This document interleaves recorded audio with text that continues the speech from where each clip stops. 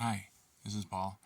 I'd like to talk about, as soon as everything gets done being blurry, unblur, unblur, unblur, unblur.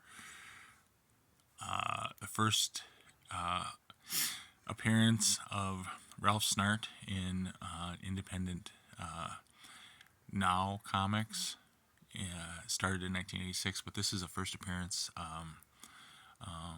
where he's actually Ralph Snarf.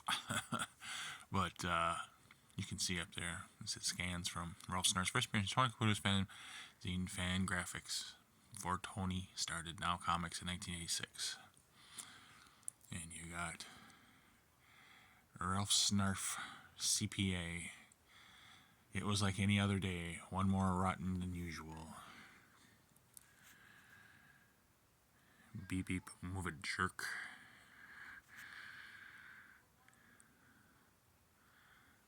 He's still shopping over here. Ham only $18 a pound, $97.39, please. And he gets home. The neighbor's looking at him. Someone's sleeping in the hallway. Ah, the evening paper. Pause. Good gosh, I've been robbed. At least they left my chair, light, and newspaper. War. Uh-oh. Famine. Uh-oh. Tax increases. Riots. Hee hee hee hee. It was such a good day. I had a much needed mental relapse. Come on, focus. Now I'm locked up in an asylum where I sit like a vegetable all day. My mind is active, though I can't see. Though because I live in a fantasy otherworld, I'm finally very happy because I am completely escaped from reality forever. So long, suckers. My otherworld is a wonderful place. And it says, stay tuned for adventures with Ralph Snarf and fantasy. I'm going to pause. This is a cartoon representation of the first episode of Ralph Snart Adventures. It was a 3 miniseries and came out in '86. And they originally came out in black and white, but they reprinted them later on. The first 9 issues after that, I think, were black and white, and then they reprinted them in color. And anyway, I'm going to show you some of the color stuff here that I had from the comic books. I'm going to pause. Okay, after he's in his straitjacket. Are you enjoying the fresh air, Mr. Snart? It's time to go back in now. You got to rest in case, in your case, cage, your tranquility chamber. I gotta get. Well, okay, you can see how the picture's going here. And I'll read this now. I'll stay up here. Ralph Snart may appear to be a catatonic on the outside, but on the inside, in the mysterious realm of his subconscious mind, he is active as ever. In Ralph's fantasy world, other world, he can do anything and go anywhere he sets his mind to. And he can go on a mind trip whenever the mood strikes. Get ready. Ralph's about to start conjuring up some weird thoughts. He's going to take us on another bizarre adventure, who knows where, to prepare yourself for a journey into the goofy and psychotic world of Ralph Snart. Here we go. Right about now it will happen. Turn the page, will ya? This is one of the first comics that made me laugh in the comic book store. This was written and drawn by Marc Hansen, and like I said, it was an independent comic. It started out in Now Comics. He does some digital stuff now online. So I'm going to pause and go to the next page. Our story.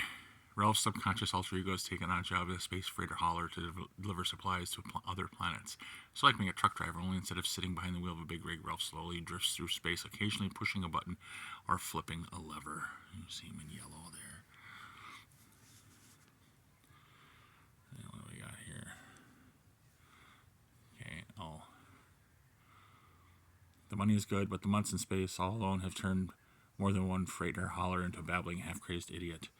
But that won't happen to Ralph's hard noser. His iron will and teeth-gritting determination can get through anything. Here's a man of distinction. No mere space trek can get this fella down.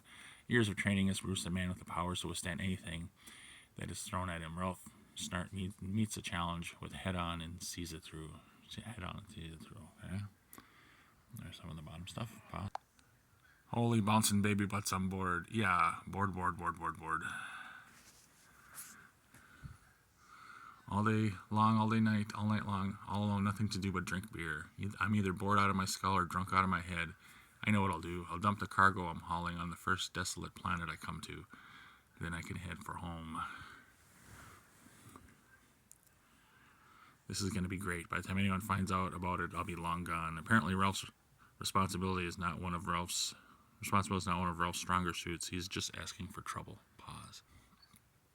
Prepare for landing. Don, your computer mind hookup helmet. Switch on computer.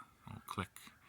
Hello, Ralphie. Ship's computer here. What's happening, skinhead? Let's see some decent landing coordinates, circuit jerk. Your wish is my slavery, hognose. Go suck a laser bozo. Up yours, vermin. Okay, listen up, you illegitimate microchip. Yes, your harshness. Put up the shields. Prepare for atmospheric penetration. Do a bunch of other stuff according to the gobble de gookie space jargon. Can you manage that? Nothing would be more pleasure, you sagging bag of phlegm. I take that personally. Yarr. And then he lands. That stupid computer did something right for a change. Now to unload the cargo. Pause. I never did bother to ask what kind of stuff I was hauling. For all I know, I could be making a beer run for half the galaxy. Open rear loading bay hatch, computer. You're making a big mistake, bug eyes. Shop and open the hatch, you smart mouth. Whatever, microchip. I love it when the fire burns in your eyes. There's a whirling sound. And there's one box in the container. Pause. I just gave him 7 billion miles just to get rid of one stupid box. I'm seriously miffed. A cruel, cruel hoax has been playing on poor, unsuspecting Ralph Snart. I'm glad I'm dumping this crap. When I get back to Earth, one certain shipping clerk is going to get carved up and stuffed into small paper, plastic bags. At least there's not much to unload. Oh, here's our note for recipient. For Professor Dorkinski, top secret, no touchy. Dear Professor Dorkinski, enclosed is the instant start a civilization kit you ordered. Please exercise extreme caution. This could be very dangerous if it falls in the wrong hands. Your good luck, Professor Houston. Later. This sounds kind of weird. According to the instructions, starting with your own civilization is easy as a 1, 2, 3 and can be done in your home.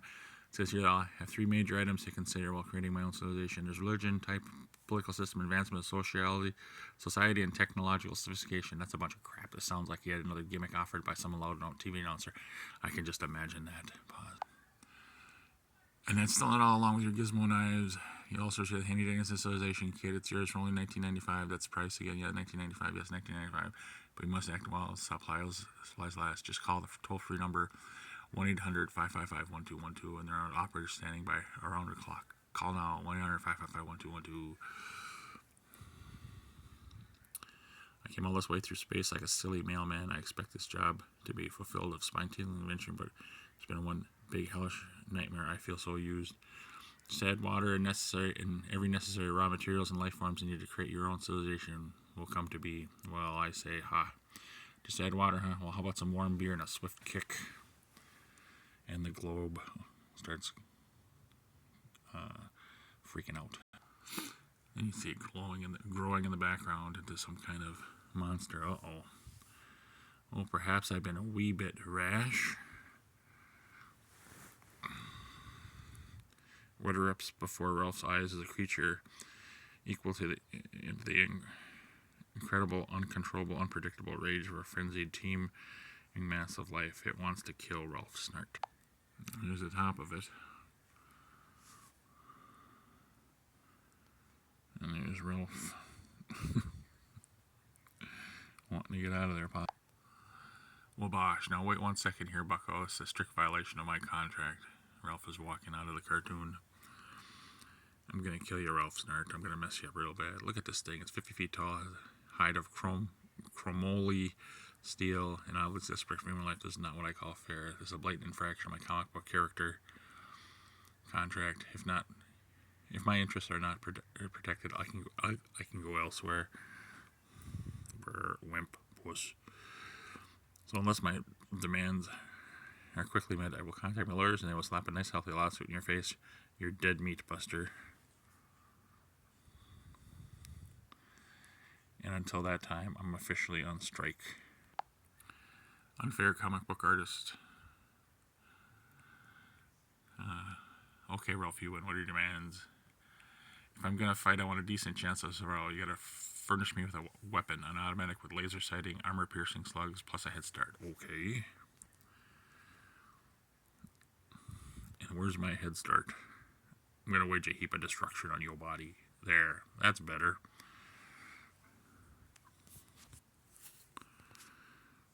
Grr. He may be big, but he's stupid. I'll circle around and blast his butt clean off.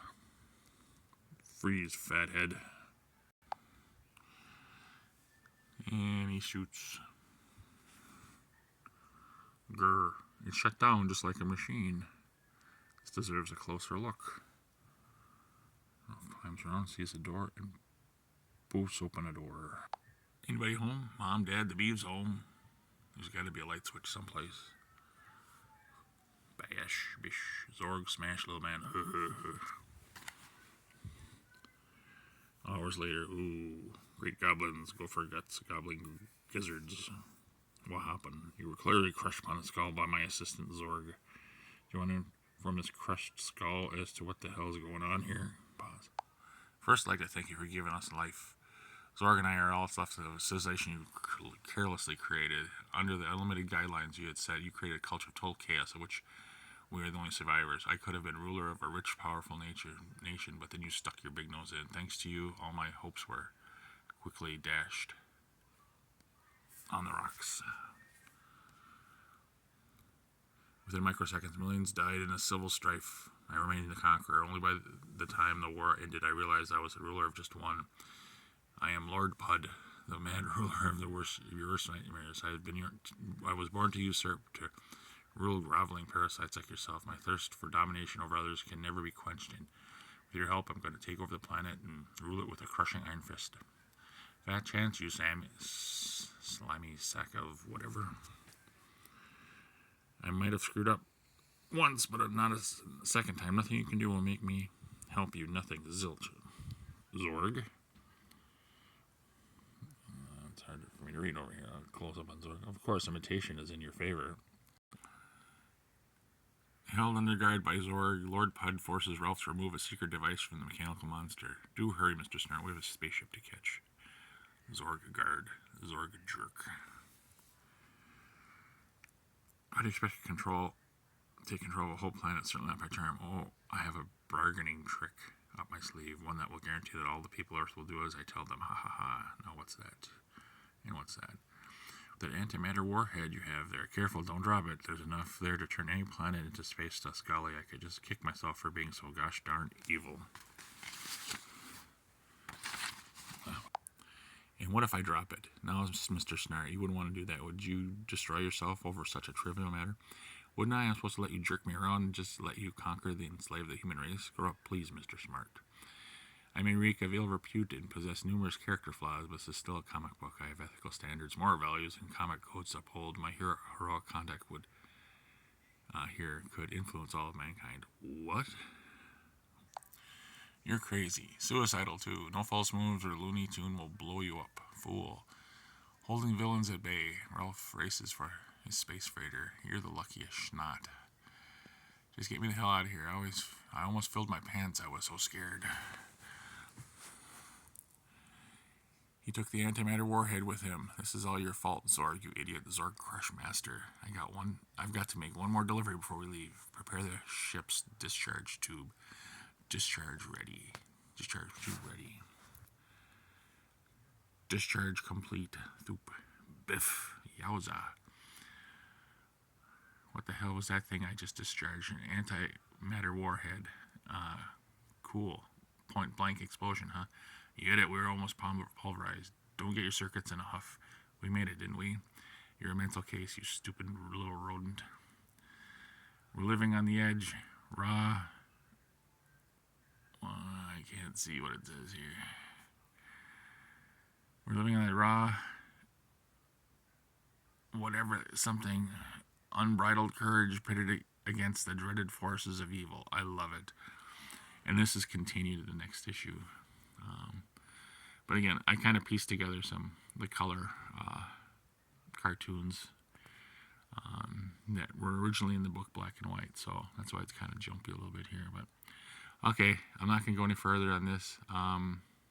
There was some really funny issues of this that I really like, but this gives you a little flavor. He's really good art, and he's got a good storyline too. So, all right, I'm done.